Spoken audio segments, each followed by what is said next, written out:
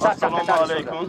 Mama من باز یک ناویگری من دیار به مفتش کردن من همین آسفالت ها میشن کپرک ها میشد برای همین یک خرسندی همین دیار به در حقشان در حق خدمتچی ها در حق من جوانانی که از شهر روسیه خدمت کرده سعودیان حاضر میکردن در حقشان دعا کنید.